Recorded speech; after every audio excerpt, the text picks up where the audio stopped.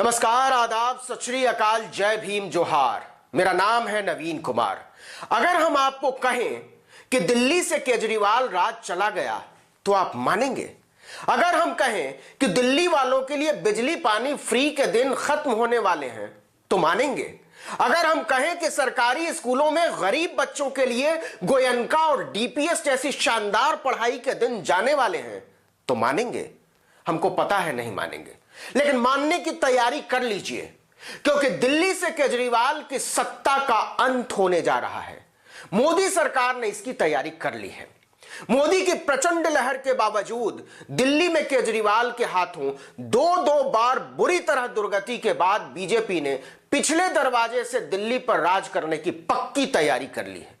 अब जानते ही हैं कि बीजेपी के साथ केजरीवाल की अदावत पुरानी है, लेकिन उन्हें इस बात का अंदाजा नहीं रहा होगा कि वो उनके हाथ से दिल्ली ही छीन लेगी, वो भी चुनाव जीत जाने के बाद। इस वीडियो को ध्यान से देखिएगा और समझिएगा दिल्ली की राजनीति में होने जा रहे सबसे बड़े खेला को, क्योंकि अब दिल्ली केजरीवाल की दिल्ली नहीं रह जाएगी, अमित शाह की दिल्ली होने जा रही है। जी हां, अमित शाह की दिल्ली। गृह मंत्री दिल्ली को चलाएंगे और उपराज्यपाल मुख्यमंत्री को नचाएंगे। केंद्र सरकार ने एक नए कानून का मसौदा तैयार कर लिया है और वो इस मसौदे को लोकसभा में पेश भी कर चुकी है। इस विधेयक का पास होना भी तय है। मतलब मानकर चलिए कि कानून बनते ही ये सारी चीजें हो जाएंगी और कानून बनने वाला है। और कानून बनना है कि दिल्ली में केजरीवाल की सत्ता खत्म। इस कानून के बन जाने के बाद वो दिल्ली के उपराज्यपाल की कठपुतली से ज्यादा कुछ नहीं रह जाएंगे। अब सवाल है कि क्या केजरीवाल प्रचंड बहुमत से चुने हुए एक लोकप्रिय मुख्यमंत्री से कठपुतली में तब्दील होकर राज करना चाहेंगे? और अगर राज कर पाएंगे तो क्या इस तरह से कर पाएंगे? पूरी कहानी को समझना बहुत जरूरी है, क्योंकि लगभग 2 करोड़ लोग इससे सीधे सीधे प्रभावित होने वाले हैं और यह देश की राजधानी का सवाल है। केजरीवाल के पैरों में बेड़ियां डालने की तैयारी मुकम्मल हो चुकी है। 15 मार्च को केंद्रीय गृह राज्य मंत्री जी किशन रेड्डी ने 2 संशोधन बिल पेश किए लोकसभा में।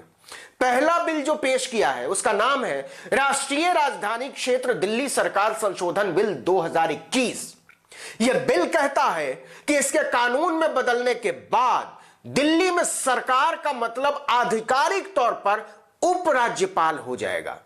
मतलब दिल्ली सरकार का मतलब 70 में से 62 सीट जीतकर बीजेपी कांग्रेस को हिला देने वाले केजरीवाल सरकार नहीं रह जाएगा, बैजल सरकार हो जाएगा।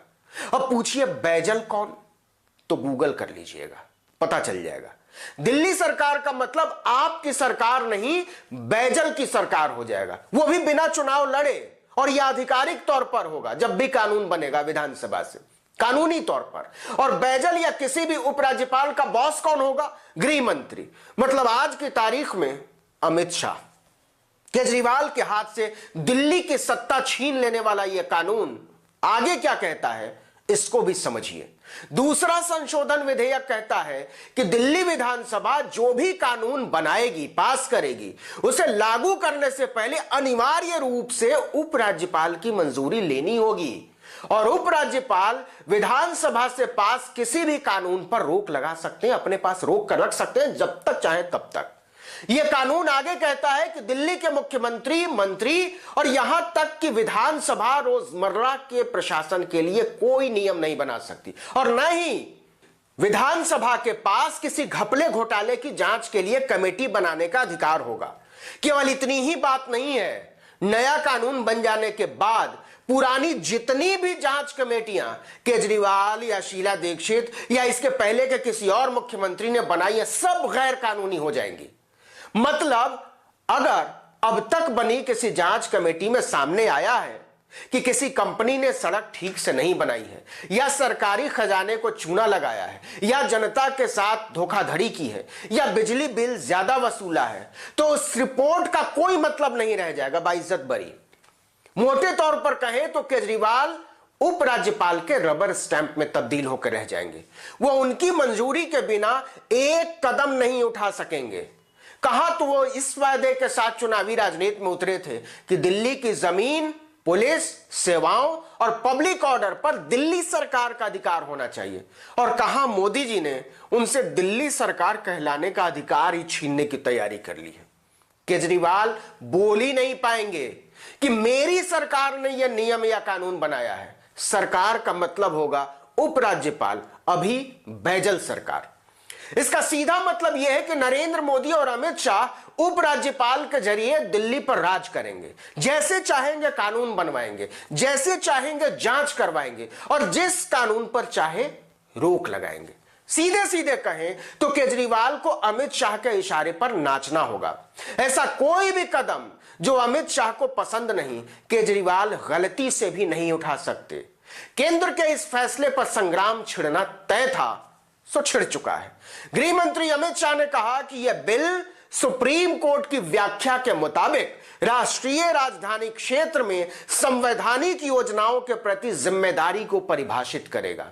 मतलब अमित शाह दिल्ली में संवैधानिक व्यवस्था के अभिभावक होंगे। केजरीवाल का न तो नाम होगा और न ही काम होगा। अरविंद केजरीवाल इस फैसले पर तमतमा उठे हैं। उन्होंने कहा दिल्ली की जनता से खारिज हो जाने के बाद बीजेपी भयावह तरीके से एक चुनी हुई सरकार के अधिकारों को कुचलना चाहती है। यह सुप्रीम कोर्ट के फैसले के साथ छेड़छाड़ है। उप मुख्यमंत्री मनीष सिसोदिया ने कहा कि यह सीधे सीधे एक चुनी हुई सरकार के हाथ से फैसले का अधिकार छीनने और उपराज्यपाल को ताकतवर बनाने का मामला है। अब सारी फाइलें उपराज्यपाल को भेजी जाएंगी। उन्होंने कहा कि इस बिल से केंद्र सरकार ने साफ कर दिया है कि वो दिल्ली पर पिछले दरवाजे से राज करना चाहती है। यह तनातनी आने वाले दिनों में और बढ़ेगी। लेकिन सवाल है कि आखिर मोदी केजरीवाल से खफा क्यों हैं? क्या उन्हें गोवा, गुजरात और उत्तराखंड में पैर पसारने की सजा दी गई है, वो भी इतनी बड़ी कि उनके हाथ से सरकार कहलाने का अधिकार ही छीन ले?